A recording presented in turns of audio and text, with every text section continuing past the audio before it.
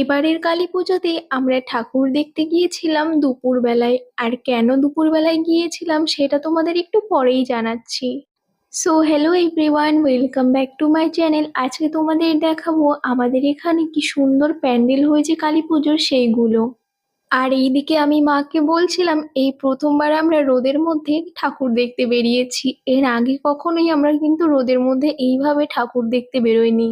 আমরা কিন্তু বাড়ি থেকে 2:30টার দিকে বেরিয়েছিলাম। আর দেখো কেমন রোদ রয়েছে। তো এই হচ্ছে একটা মাঠ, আর এই একটা মাঠে 4টে কালী পুজো হওয়ার জন্য আমাদের এখানকার কালী পুজো কিন্তু ভীষণ ফেমাস। আর তার উপরে এবার ছিল এই ক্লাবটার বানানো প্রতিমা, যেটা কিন্তু ছিল পুরোটাই ব্লেডের। তো চলো তোমাদের ভেতর থেকে দেখাই। এই যে এখন আমরা ভেতরে যাচ্ছি।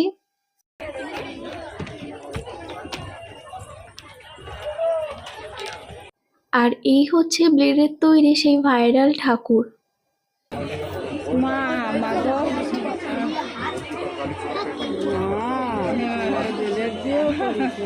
ওই ঠাকুরটা দেখে তারপরে চলে আসলাম আমরা আরো একটা ঠাকুর দেখার জন্য।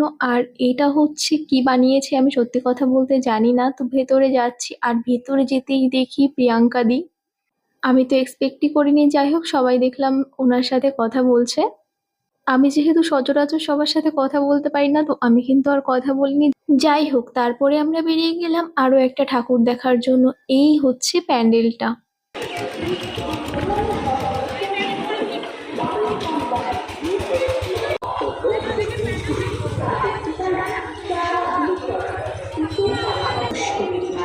এই অসুস্থ মহল থেকে সুস্থ মহলে ফিরিয়ে আনার জন্য আমাদের ত্রিনয়নী ভুবনমোহিনী বলছেন, সকলেই 4 দেয়ালের বাইরে এসো, মুক্ত আকাশের নিচে সকলে আপনজনের। এবারের থিম চতুষ্কোণ। ভীষণ অন্যরকম একটা থিম বানিয়েছিল এবারের আমাদের আপনজন ক্লাব। তো এই প্যান্ডেলটা দেখে তারপরে আমরা চলে আসলাম আরো একটা ঠাকুর দেখতে।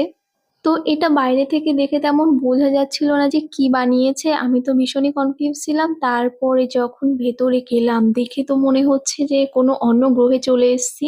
তোমরা দেখতে থাকো ভিডিওটা।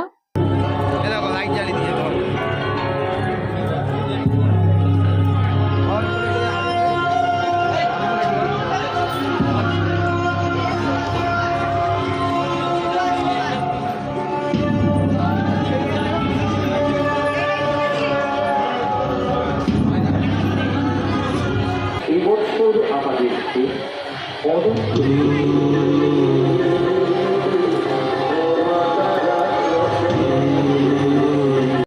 তারপরে ওই ঠাকুরটা দেখে আমরা চলে আসলাম বাইরে। আর বাইরে আসতেই দেখি বাচ্চাদের একটা অ্যাক্টিভিটি, জলের মধ্যে একটা বেলুন ফোলানো ছিল। তো আমরা এখানে দাঁড়িয়ে দাঁড়িয়ে একটু দেখছিলাম। তারপরে চলে আসলাম এই ঠাকুরটা দেখতে। আর এবার পুষ্পকের থিম ছিল অযোধ্যার রাম মন্দির। তো আমরা এখন ভেতরে যাচ্ছি।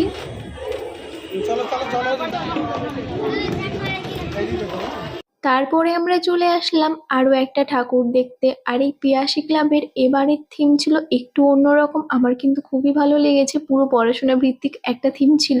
15,000 টাকার কেনাকাটায় একদম ফ্রি 1 মাসের জন্য 1.5 GB ডেটা ও আনলিমিটেড কলের মোবাইল রিচার্জ।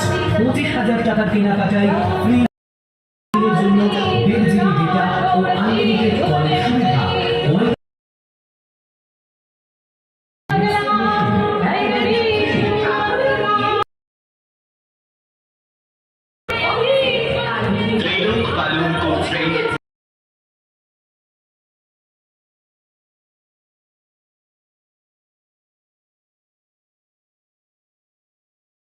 শক্তি মায়ের আগমনে আলোকোজ্জ্বল হয়ে উঠেছে বাংলার রাজপথ থেকে গলি গলি।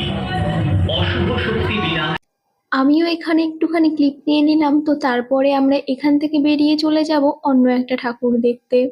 আর এখন কিন্তু প্রায় বিকাল হয়ে এসেছে। আর এই মাঠে ছিল কিন্তু একসাথে 2টো ঠাকুর। তো আমরা একটা দেখতে পেরেছি, আর একটা ওই পাশে যে পিঙ্ক কালারের প্যান্ডেল রয়েছে ওটাতে কিন্তু ঢুকতে পারিনি। ওটাতে এত বড় লাইন হয়ে গেছিল যে আমরা ওটাতে যেতেই পারিনি।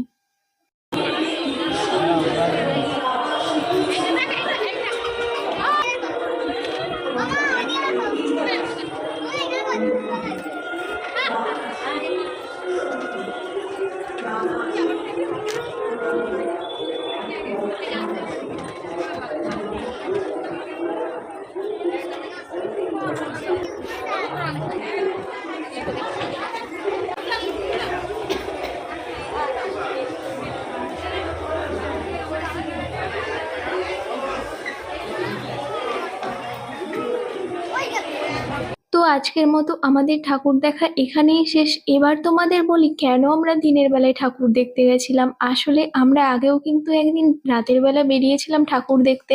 তো আমরা আশেপাশের কিছু ঠাকুর দেখছিলাম, তার মধ্যে এই প্যান্ডেলটা অন্যতম। এটা কিন্তু ভীষণই সুন্দর ছিল বাইরে থেকে দেখতে। আর এই হচ্ছে এখানকার ঠাকুরটা।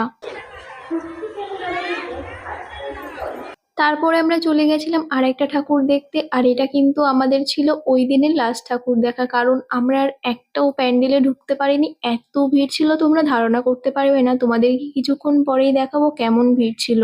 তো তোমাদেরকে তো এই প্যান্ডেলটা দেখালাম, এই হচ্ছে বাইরে থেকে। এদিন আর ঢোকার মতো কন্ডিশন ছিল না, প্রচন্ড ভিড় ছিল। তারপরে আমরা চলে আসলাম মাঠে, যেই মাঠে 4টি পুজো হয়। আর লোক দেখো, এত পরিমাণে লোক ছিল যে ঢোকার কোনো চান্সই ছিল না। কোথাও যে একটু দাঁড়াবো মানে সেরকম দাঁড়িয়ে একটু ভিডিও করতে পারছিলাম না, এত লোক ছিল। এদিক দিয়ে ওদিক দিয়ে ধাক্কা দিয়ে চলে যাচ্ছিল। যাই হোক, তারপরে সেদিন আর আমাদের ঢোকা হয়নি।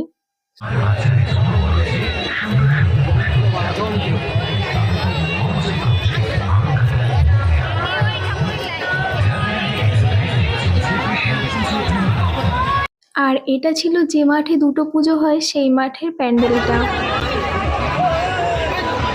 ঠাকুর না দেখে মন খারাপ করে আমরা বেরিয়ে এসেছিলাম। তো এখানে দোকান থেকে আমরা নিয়ে নিয়েছিলাম কিউব চিজ, আর তারপরে বিরিয়ানি নিয়ে আমরা কিন্তু বাড়িতে চলে এসেছিলাম। তো আজকের মতো ভিডিওটা এই পর্যন্তই। তোমাদের ভিডিওটা কেমন লাগলো আমাকে কিন্তু অবশ্যই কমেন্ট করে জানিও।